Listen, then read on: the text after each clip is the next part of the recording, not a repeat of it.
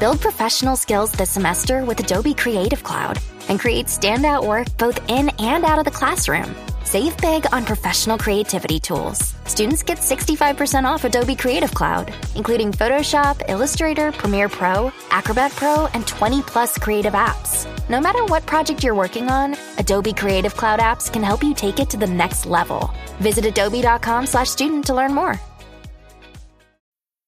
Fellas, you know Degree Cool Rush deodorant, right? Well, last year they changed the formula, and guys were mad about it. One dude even started a petition. So guess what? Degree heard us, admitted they messed up, and brought the original Cool Rush scent back exactly how it was. And it's in Walmart, Target, and other stores now for under $4. So grab some and remember why its cool, crisp, and fresh scent made it the #1 men's antiperspirant for the last decade. Degree Cool Rush is back, and it smells like victory for all of us.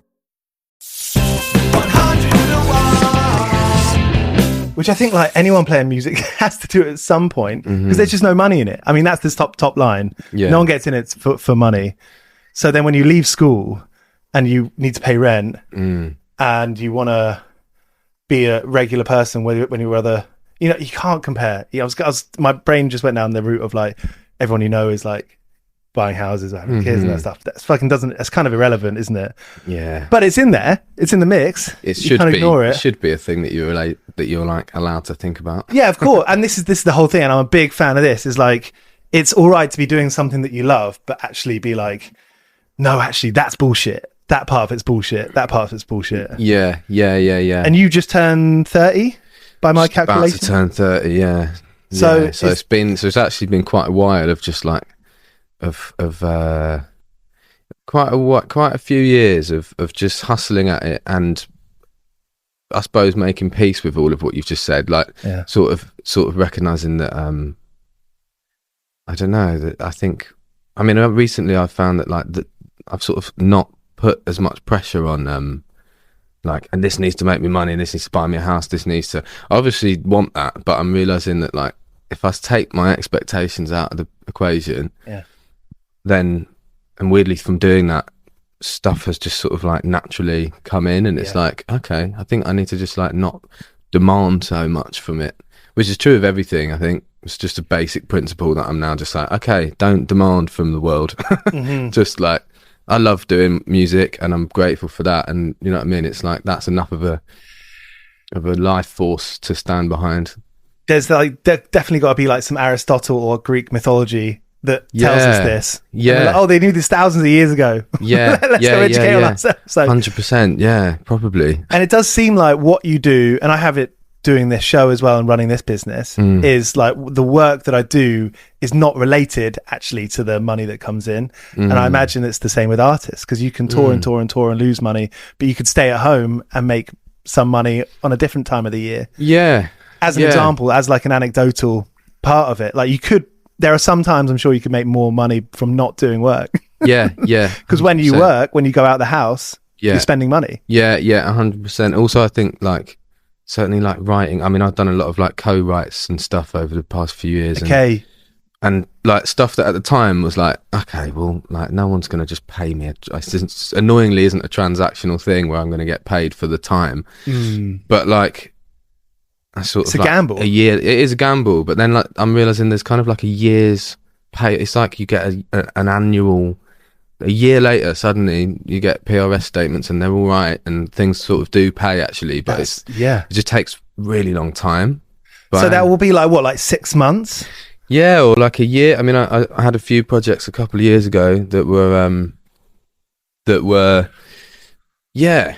I mean, it took about a year of writing it all, and I got paid as a session musician, which at the time was a bit of a like, fucking hell, really? Just that? It's like a year of, you know what I mean? It didn't feel like it added up in my head. But then I got a really fair writing split, and the songs did well, and like things, like now I'm like, oh, right, thank God I sort of took the time with that. You know what I mean? Yeah. So you never really know which ones are going to work out like that. Yeah, and so many of them don't. So many of them just don't end up like coming out at all. So then how do you do it? Like, how do you reconcile that feeling? Is it like, it's like follow your gut? I think, it's follow your gut, and it's choose projects that you enjoy working on, and that you like, that I actually I try to not work on things unless I feel like I actually can imagine adding something to it, like, you know, like rather than sort of going, oh, I want to have a slice of that because that looks like it might make money. And I try being honest about it. Yeah, just try to just be like, am I going to do anything that's going to make that better? Because that's the point of, you know, or can I add anything to it? And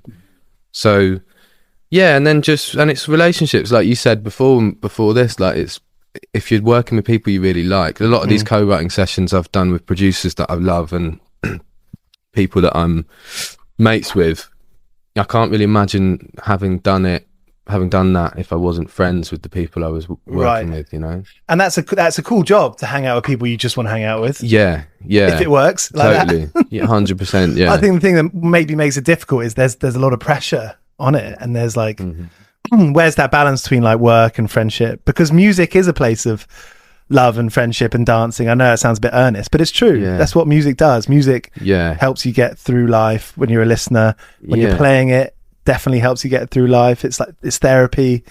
If there's a time that we all need something to distract ourselves and enjoy ourselves, like, now is it, right? Yeah, totally. And I think that's like, that makes it complicated sometimes, because you're mixing like something really pure and beautiful with something that's like, well, we've all got to get paid, and that can be a bit of a working with your friend. You know, I used to play in bands with all just my friends, and that has just like, over the years of being sort of stung by that a bit, I'm now just like, it's actually better if I work with people that I kind of meet for the first time on a professional level. Sometimes it's really weird, but then also you're going to work with people, of course, on a professional level. You're like, fuck this, can't just be that. Yeah.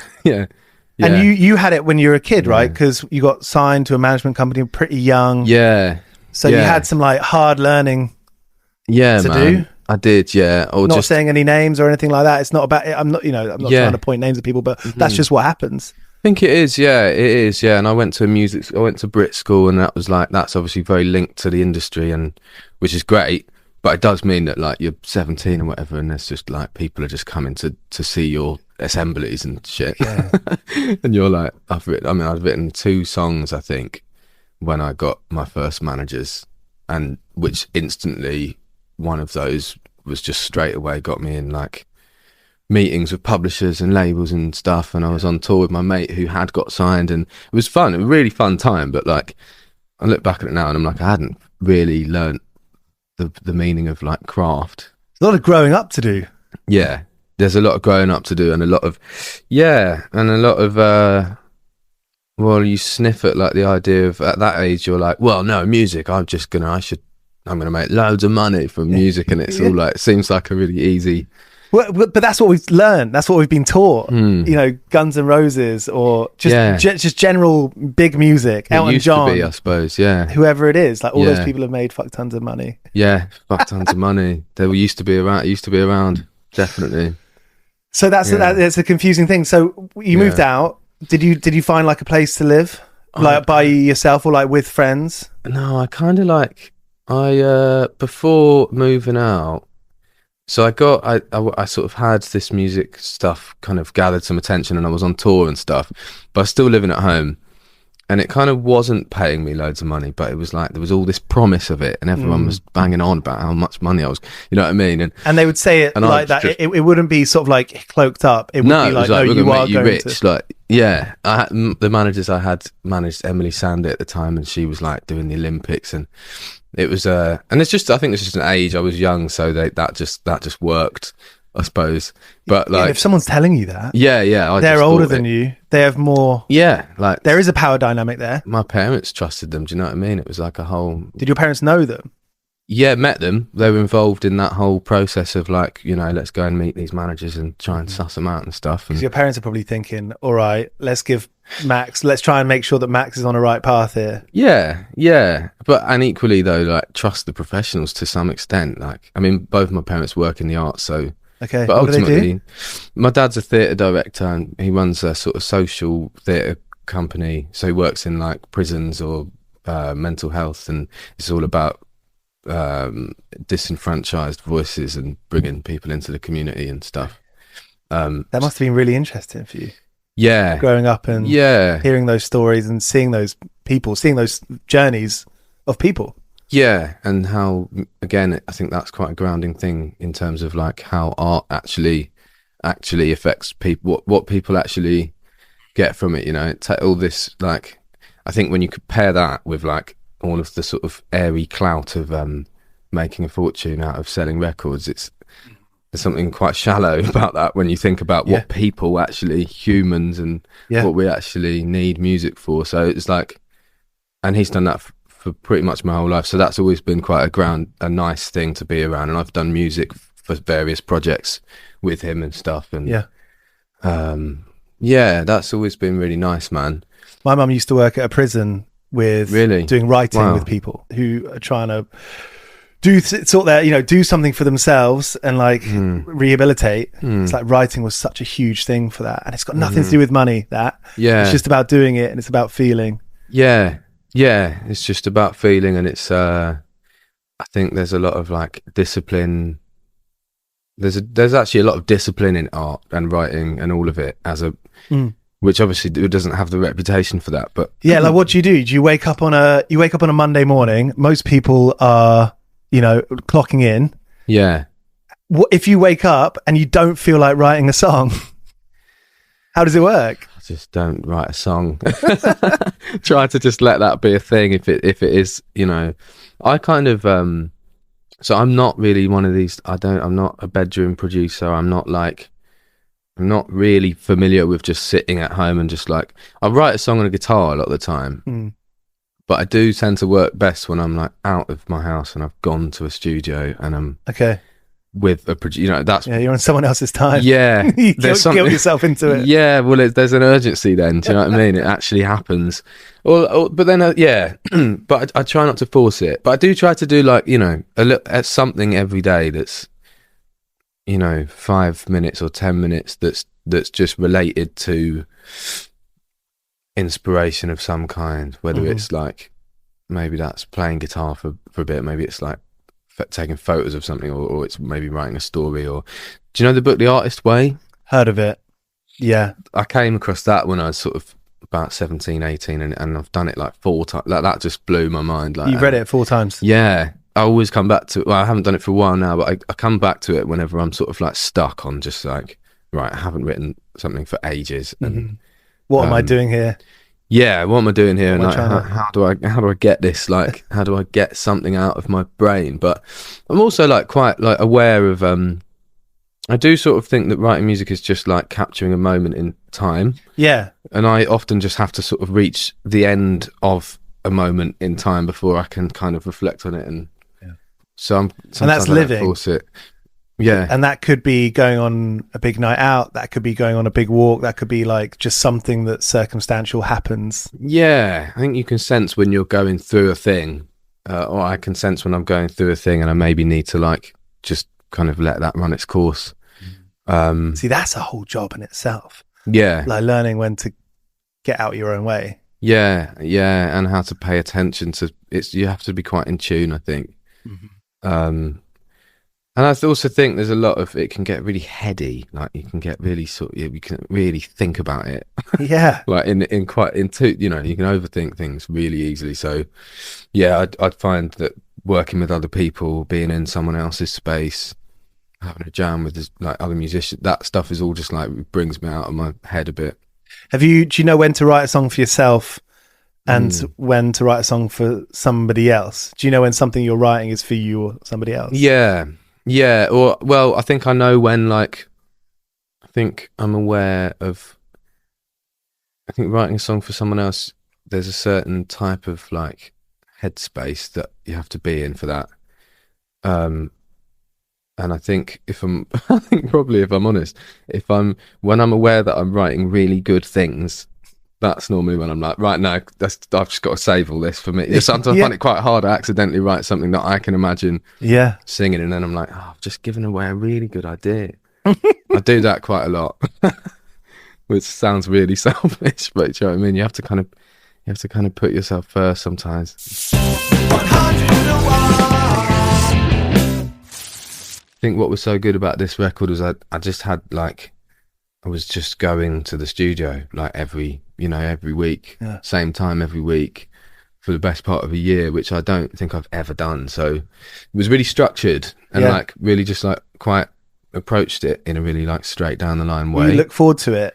Really look forward to it, yeah, because it's like that was like my time of the week to just do like get really lost in some music, and the rest of the week I'd be doing gardening jobs or like you know, all my other part-time bits and pieces. So like that going to the church once a week was like, wow, this is like amazing, and I made the most of it. You know, every moment that I was in that room, I don't think any of it was wasted, and it's and as a result, the whole record I think has a sound because it was just made at the same, you know, it was just a period of time with the same bloke in the same room. Borderline sounds amazing.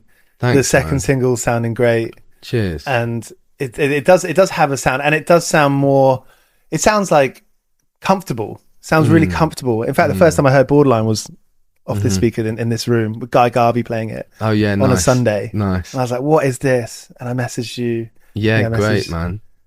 And I was like, let's do this because this is great. And you know, it's uncomplicated. It's interesting how like listening to music can be a very uncomplicated thing.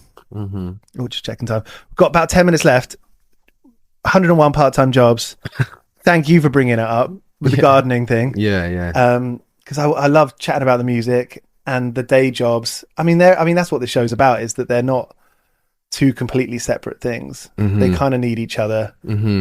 I don't, you know, I don't really, how could you, if you just made music all day, every day? I mean, I'm sure some people do, but like you said, you got to have experiences. Yeah, I think so. And there's an importance in doing things you don't want to do. Yeah. You know, totally. Sometimes I leave, if I'm having not a very good day, which is basically every Monday. I've got a really weird thing going on for Mondays right now. Really? So I just leave the house so I can come back.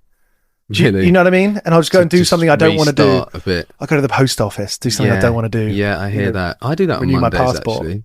Yeah, Mondays is my weird day as well. It's sort of like random bits and it sets the rest of the week up. So you worked in gardening. And so when did that happen? Like playing music and going to LA and going to these studios, was there a time where you're like, okay, actually, like I need to do something else for the cash, but also just for my sense of sanity? Yeah, I mean, what's your story there? I think I got into gardening initially not at all by choice. Like I was 17, and I had, after this like initial flurry of exciting teenage music attraction that came from the industry, that all just crashed and burned really, really quickly. And my dad was like, "You need to get a job," and I was like, "Oh."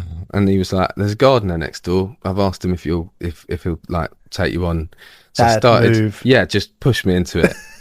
And it was shit. It was awful. I was doing a landscaping job with this guy, this older bloke who clearly never worked with anyone else in his life, and was just like, I remember him telling me, I remember him giving me a like a breaker, like the sort of thing that you drill through paving slabs with.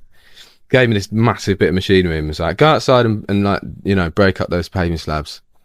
And I was like, how do you do that? And he was like, well, you either know how to do it or you don't. Like, helpful. And I remember looking at him and being like, well, can you just show me? I think I'll learn. I can probably remember if you show me how to.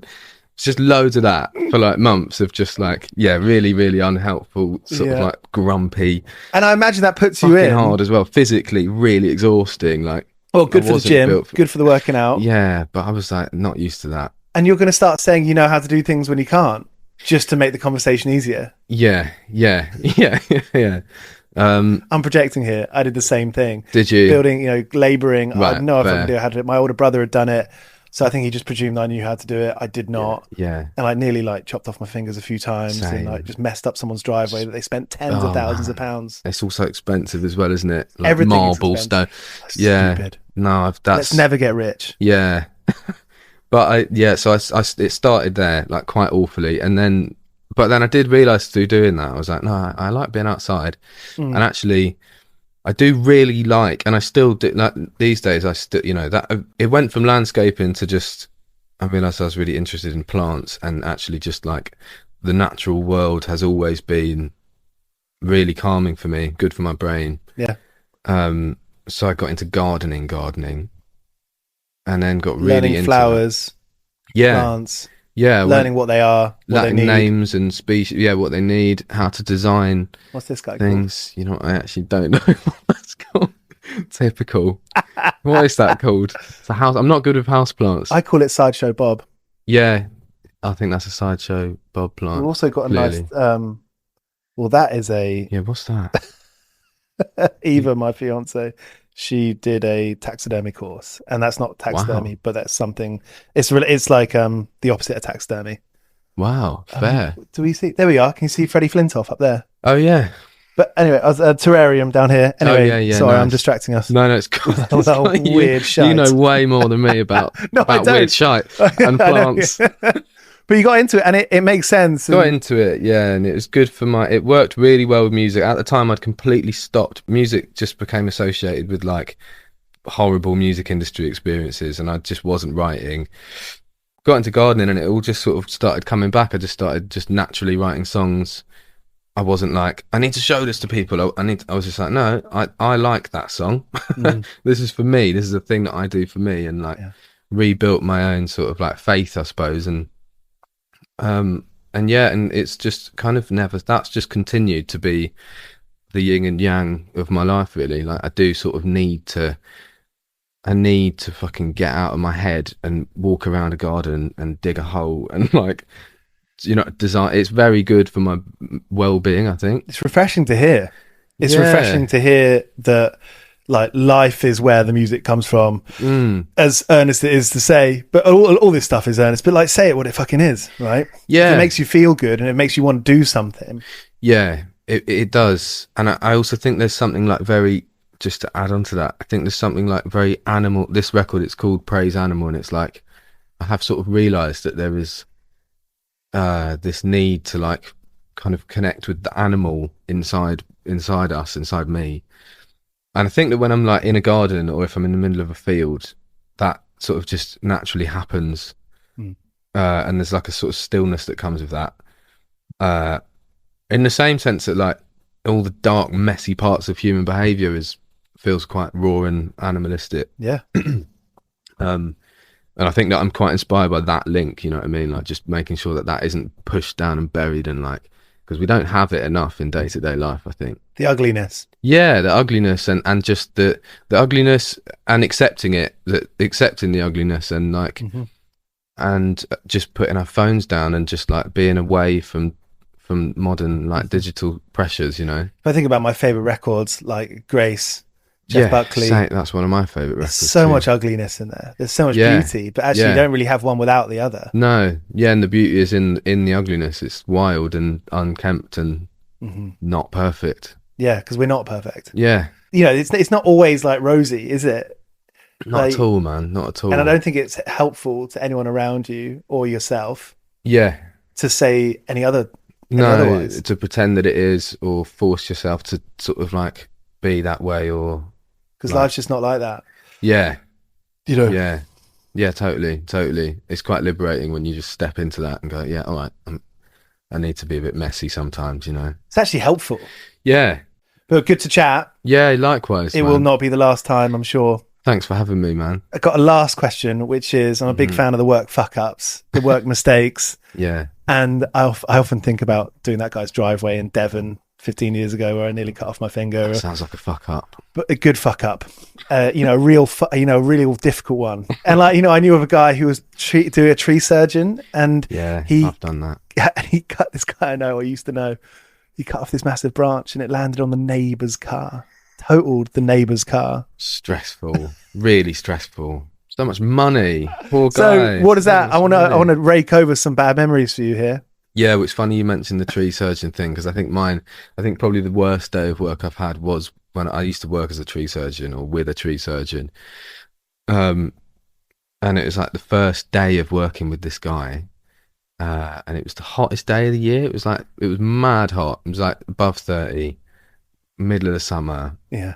And you have to, when you're doing tree surgery, you have to wear these suits that are like space suits. They're really, really thick. Okay. So that obviously if you were to drop a saw, it wouldn't cut through. So they're really thick clothing, massive like ski boots almost.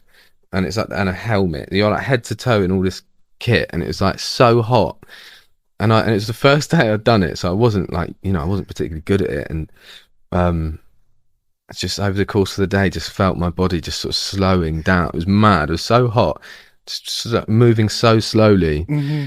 And this guy's up this massive tree, and he like cuts a final sort of cut out of this eucalyptus tree, and it swings and smashes the shed next door, like in the house next door. Smashes straight through it, and he's fuming. Just completely like deals with it like a child. Big tantrum.